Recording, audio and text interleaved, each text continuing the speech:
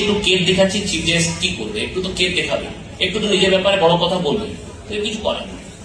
তো আমি যখন গোল্ড মেডেল পাচ্ছি তখন প্রণব মুখোপাধ্যায়ের সামনে প্রথম রোতে বসে আছেন আমার বাবা, আর হু হু করে কাঁদছে। আমি ভাবলাম এরকম কড়া মানুষ জীবনে কোনোদিন মুখে হাসি ফুটে না, আজকে হু হু করে কাঁদছে। এটা জীবনে ভাবলাম যে হ্যাঁ, এই চাকরিটাই হচ্ছে যেটার থেকে বেশি আর মা বাবাকে গর্বিত করতে পারবো। সেই কারণে সব সময় পয়সার পিছনে যাওয়াটা খুব ভালো, কিন্তু জীবনে পয়সা সবকিছু নেই, এটা কিন্তু আজকে বুঝতে হবে। কিন্তু জীবনে যখন আপনারা একটা একদিন এরকমই সময় আপনাদের জীবনেও আসবে যখন আপনি মনে করবেন যে হ্যাঁ, একজন জেলা শাসক ছিল যেটা আমাদেরকে এই কথা বলেছে। এটা একটু মনে রাখবেন, পয়সা জীবনে সবকিছু নেই, অনেক জিনিস আছে যেটা নিয়ে আপনাদেরকে কাজ করতে হবে। 3 নম্বর, ভ্যারাইটি, জীবনে বৈচিত্র্য।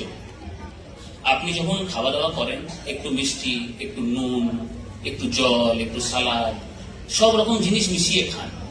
যখন পড়াশোনা করেন দেখবেন আপনাদের স্কুলে দিনে যে টাইম টেবিল, ওর মধ্যে geography, history, games period, PT এসব মিলিয়ে মিশিয়ে দেওয়া হয়। কিন্তু যখন পড়াশোনা করতে বসেন বা জীবনে কোনো কোর্সে যান বা কোনো চাকরি করেন, তখন আপনারা ভাবেন না এই একটাই কাজ করবেন। জীবনে বৈচিত্র্য বা ভ্যারাইটি কোনোদিন অফ করবেন না। আমার জীবনটা দেখুন, আমি কেন আপনার মধ্যে দাঁড়িয়ে এই গল্পগুলো বলতে পারছি। যখন চাকরি জয়েন করলাম, এলওসি তে গান নিয়ে একটা 10 দিন ডিউটি করেছি, এই আইএস এর চাকরি। সাবমেরিনের ভিতরে ঢুকে একটা মিটিং করেছি, ফাইটার জেটে উঠেছি, কোভিড এর সময় হসপিটালে ডিউটি করেছি, গ্রামগঞ্জে গিয়ে শিশুদের সঙ্গেও বসেছি, একটা তারামণ্ডলও বানিয়েছি, একটা বাচ্চাদের স্কুলও বানিয়েছি। এই যে বৈচিত্র্য, কোনোদিন মনে হয় না আমার কি সকালে অফিস যাওয়ার মানে আর যে সোমবার আজকে অফিস যেতে হবে, আজকে আবার স্কুল যেতে হবে, কেন রোজ নতুন একটা জীবনে করার মতো কিছু আছে। সেই কারণে আমার প্রাইভেট সেক্টর বা যারা প্রাইভেট চাকরি করে তারা সবসময় এটাই ভাবে সোমবার গিয়ে আবার বসে গাল খেতে হবে, আবার অফিস যেতে হবে। আপনারা জীবনে পড়াশোনা করুন বা যে ক্যারিয়ারটাই করুন, জীবনে এই বৈচিত্র্যটা, খেলাধুলা, একটু নতুন কিছু করা, জীবনে এই ভ্যারাইটিটা কিন্তু রাখবে, না হলে জীবনটা বোরিং হয়ে যাবে। আর আপনার মনে হবে এই চাকরি করার জন্য করছি, পড়ার জন্য করছি। একটু এই জিনিসটা মাথায় রাখবেন। 4 নম্বর, লাস্ট গল্প, আর বড় করবো না।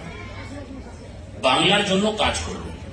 বাংলার জন্য কাজ করা মানে এই যে আমার মতো আইএস অফিসার বা সভাপতি সাহেবের মতো নেতা হয়ে যেতে হবে, এইটা না। আমি কোন বাংলার কথা বলছি, একটা গল্প আপনাকে বলি।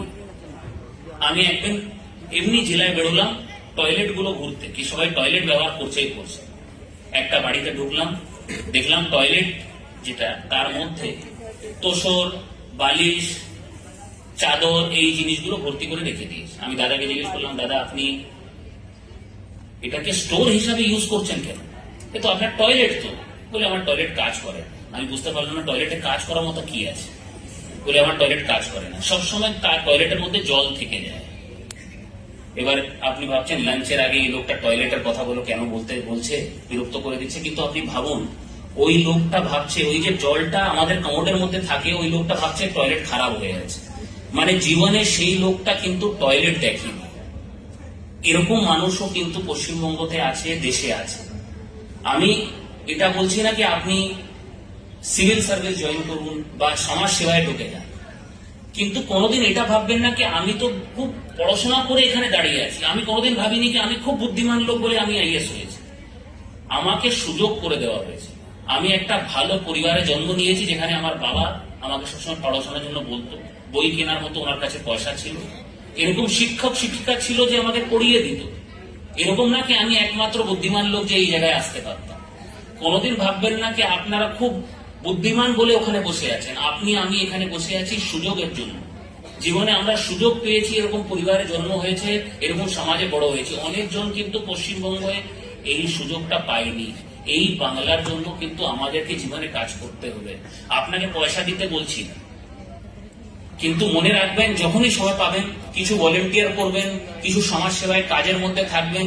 যদি কোনো পুরানো জামা কাপড় থাকে লোকজনকে অর্পণ করবেন। এই প্রচেষ্টা যদি না রাখেন জীবনে, তাহলে আমরা বাংলাকে আর এগিয়ে নিয়ে যেতে পারবো না। এটা কিন্তু মাথায় রাখবেন, বাংলার জন্য কিন্তু সারা জীবন কাজ করতে হবে।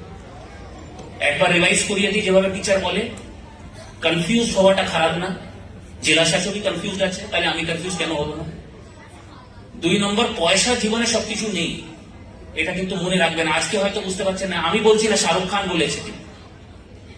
3 নম্বর, বৈচিত্র্য, লাইফে ভ্যারাইটি কিন্তু সবসময় মাথায় রাখবেন। আর 4 নম্বর, বাংলার জন্য কাজ করবেন। আমি বলেছিলাম কোন রকম জ্ঞান দেবো না, বোর করবো না, 4টে গল্প বলবো। আমার গল্প এখানে শেষ। খুব ভালো থাকবেন, আমি সবসময় আছি, যদি কোনোদিন দেখা করতে চান।